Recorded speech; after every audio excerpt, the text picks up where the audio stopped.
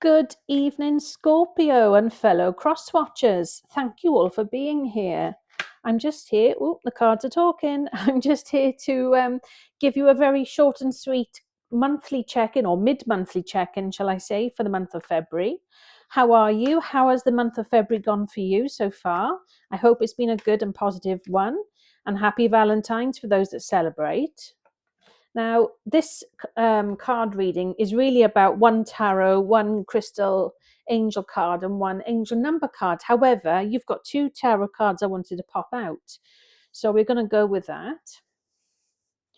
So let's see then what the crystal cards want to say to you.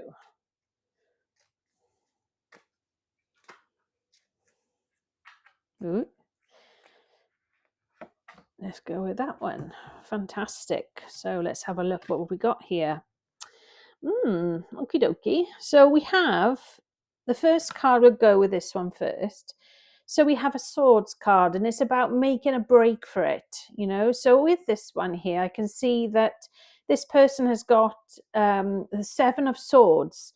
Now, what the Seven of Swords really is about is it can be about trickery and cheating, but what it can also mean is this person doesn't actually physically want to fight with anyone. He's actually taken all the swords away because he doesn't want the conflict. However, he thinks he's being clever by taking the swords away to stop people from physically hurting him. And in the background, you can actually see there's actually a better world or a better place for that person to run to. But whether he'll get there is another thing, because he's carrying all them swords and they're quite heavy. But this is also about people that can be scheming and have a dangerous, risky behavior about them. It can be about enemies and masquerading as something else, pretending to be like your friend, but really they're not, they're spying. It can be about lack of trust and, having a conscience or lack of conscience, and about strategy and being resourceful. So is there anybody around you that's giving you the gut feeling that you can't trust them? I certainly have someone around me in my energy. I won't say more than who they are at the moment, but yeah, let's just say I'm keeping my cards close to my chest because I don't trust them and my gut is screaming to stay well away. So unless I've got to physically work with them from a work-related, sort of capacity, I do not engage unless I really have to. Moving on, I do have a card here, which is the Queen of Pentacles, which is a really positive card when it comes to your abundance.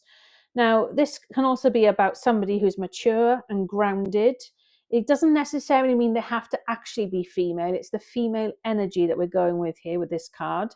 It can be also somebody who's very businesslike, very wealthy, high social status. They're very much a social butterfly. They could be very generous as well and loyal, very prosperous in their personality and the way they are with life, and very successful financially, very wealthy, and they just love their nice things, their luxury, whatever it means to them. So is that you, Scorpio, or are you around someone that's like that you know, and their energy is sort of rubbing off on you and how you want your life to be?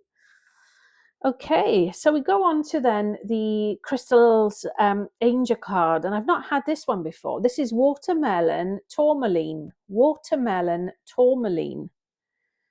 There we go. Never knew that one existed. So there we are. So this is about stress reduction. So it's about doing things that are not stressful and that basically de-stress your mind. It's about having your body and your mind set into an easier way of life, a better schedule. It's about resetting, recharging, and basically to revive your energy. And I think that's so important. I need peace and quiet when I get home to be able to sort of unload my mind from the day that I've had, whether it be work or whatever. And that's the way I am, that I need to be in peace and quiet to really relax. I can't relax when there's loads of things going on because I find it overstimulating. So that's me. What about yourself?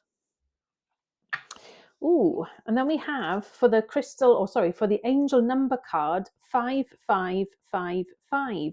And this is all about clarity. So this card is about great transformation, major changes, opportunities, fast pace, forward, and process. And what the card actually reads, it says, you aren't a victim of your circumstance. Rather, you are a beneficiary of it. If that weren't the case, life would be pretty dull. You will set yourself up for success in the long run if you are willing to adapt to this shift. Everything is working out for your best. At long last, you are accomplishing what you set out to do.